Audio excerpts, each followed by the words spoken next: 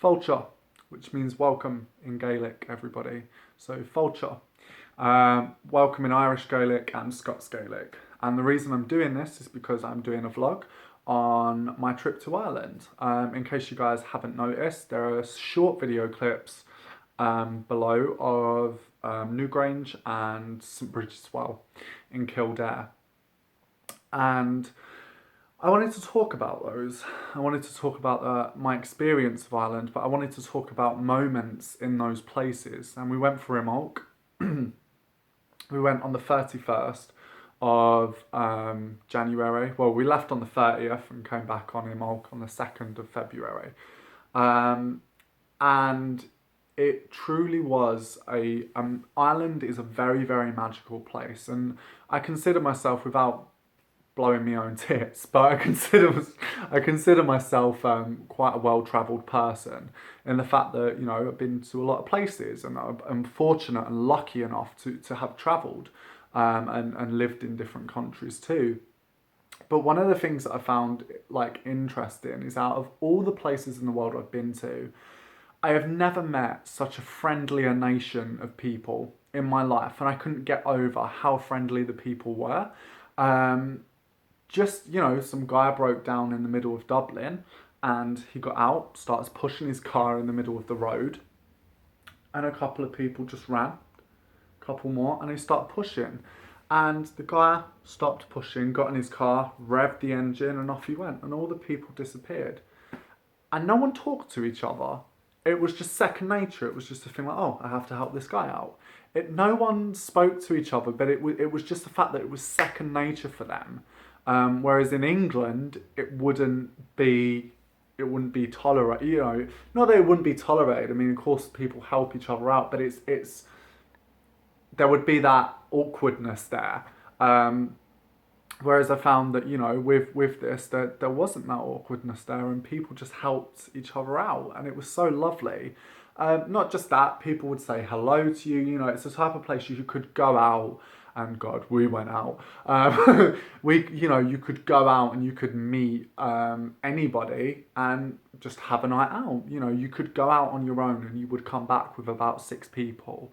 You know, even the tour guide was like, oh, we've started talking, so I'm going to carry on talking back on the way back with you, you know.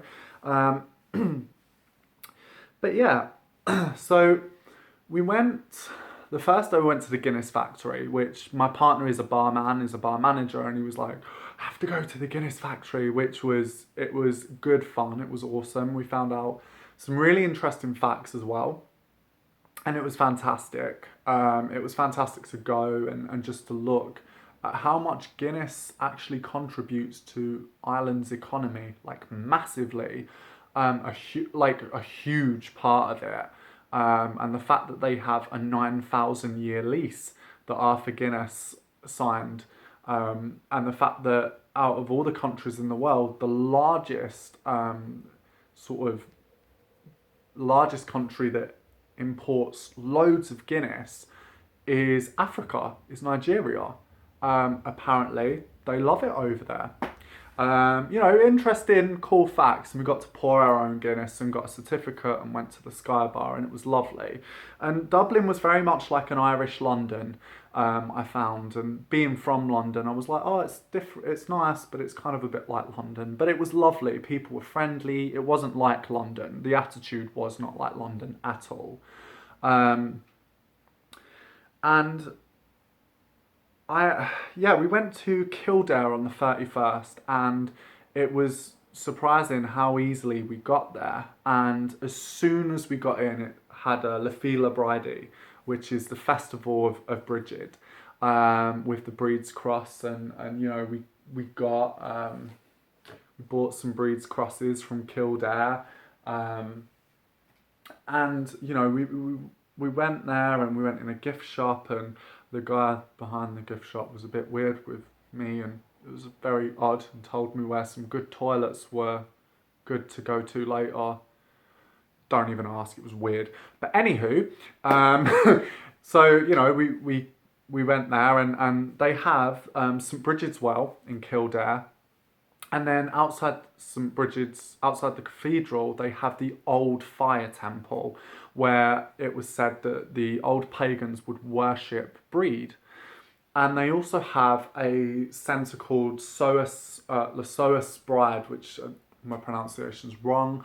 I know it is La Soas Brede, La Soas Brigid, which means son of Brede, centre. And there was a flame that was kindled by the pagans constantly for Brigid, and the flame went out, and it was kindled constantly. It never went out.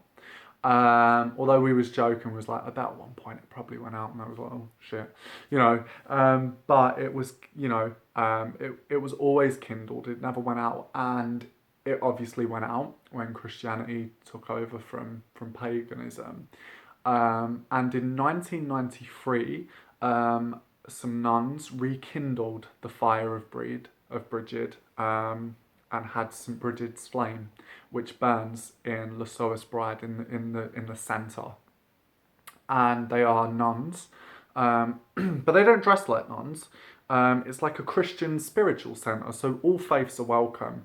And one of the things I found interesting about Kildare, as Catholic as Ireland is, Irish Catholicism is actually very, very fucking pagan, incredibly pagan. And I already knew that before I had come, but I had found that there were Celtic shamans walking down, people that practiced a form of Celtic shamanism. There were priests walking with pagans, talking to them. Oh, are you going to the well today? Are you doing this? And it was very much, you know, it didn't really matter, and I loved that. I loved that coming together. You know, there was people there that were pagan, there were people there that were practiced forms of Celtic shamanism, and there were devout Catholics there, and that was lovely. That they was like, do you know what? If you're doing a thing for Brigid, that's fine. That's all that matters. And so we was going to go to the cathedral, but for some reason we went to the well first, and as we was heading down towards the well, we found La Soas Bride, the centre, and we went in, and this lovely sister, I think she was called Sister Mary, you know, everyone in Ireland's called Mary or Moira, not everyone, I'm just joking, but you know, she was a lovely, lovely older woman who showed us around, and you know, we sort of spoke a little bit about our experiences, and she was like, well, we're not pagan, we are Christian, but we welcome everyone here of all faiths. And I found that so lovely. And in the centre there was snowdrops, there was lambs with a spiral in there, and we went into one room where the fire had been rekindled and was in this temple and was burning.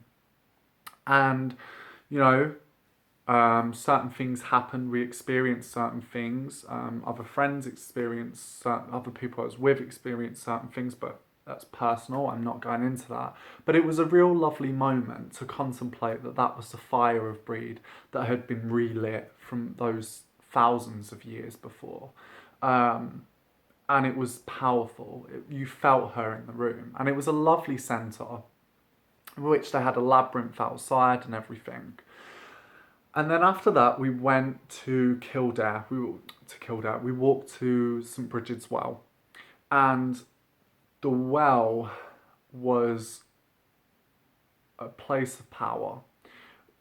It was a powerful, powerful place, and I bathed myself in water. I blessed things, and I bottled that water as well. And I had some quiet moments with Brigid, because I'm working with her at the moment, and the way that I started to work with her was, what better way to go to Ireland, to go to her well, to say, I am here, I have come here. Because quite often in Imbolc, people tend to work with Brigid, but it's like one of my friends said, oh, it's Imbolc, it's that one day of the year that everyone works with Brede, and then they don't give a fuck anymore. Which, not slating anyone down that does that, I think it's everyone's personal practice and personal opinion, but there is a little bit of truth in that, and the fact that, you know, it is kind of the only one day of year when a lot of people will only work with her, you know, and I've already had experiences with her before go into the well, but I found it a way in which I could go to her and say, you know what, I have made this pilgrimage. I have come to your well where people have worshipped you here for years, and it has been Christianized, and people worship you in a different face, in a different form. And I am coming here to work with you. And it was beautiful. There was power in the well. And the weirdest thing was, after the well, I'm not going to talk about certain things, but there were things that we would say that would just happen, like literally like Bewitched style, when it would be like, okay, this is weird, this is odd, and it would genuinely happen. And Ireland in general, I found a very magical place in the fact that things happened that were very, very odd. You know, we was in Ireland and we was in Dublin, and me and my mate, I was like joking, I was like, well, we've not felt Cailleach yet. And then everything went whoosh, and it was like literally the biggest gust of winds. It knocked signs over, people like were like that, like, and it was like whoosh, like gale force wind, and then it stopped. And then it went back to normal. And it was just a type of place where you would say something and it would happen. I found Ireland as a place very, very magical. It felt untouched spiritually. Energetically, it felt like a place that was raw, that was powerful. And I've been to Scotland, I've been to Wales, I've been to other Celtic places. Well, England is also sort of, you know, has a history of the Celts being there. But the fact is, I've been to Celtic countries. And Ireland was just like, whoa, you know, it felt like the energy there felt incredibly raw, and there was something about it that felt incredibly potent, and obviously incredibly fairy. So yeah, we went to Kildare, and then we saw a large group of pagan women, and it was like, oh, we're going to do a ritual soon, but no men are allowed. And we sort of thought, well, that's a bit fucking out of order, isn't it? If we said no women are allowed in our ritual, that's really shitty. That's a really shitty thing to do. You don't do that. And we was, you know, getting on our soapboxes going, rah, you know, we didn't do that to them, but we was sort of being English and passive aggressive and going, well, when, you know, they was down the road. And then we actually didn't go. The interesting thing was we didn't go to the fire temple. And then we went into the visitor centre and said, like, we want to go to the fire temple, but they're doing a ritual up at it. And it's no men allowed, rah, rah, rah. And the visitor, the weird, freaky, rapey visitor that told me about good toilets to go to later, really odd, was like, well, by folklore, men aren't allowed to step into the fire temple because the ancients only allowed women in the fire temple. And it all clicked why we didn't go to the fire temple first. And, you know, because if we had have gone in there, we would have stepped in. And they say that if you step in, something bad will happen to your legs. You'll lose your legs.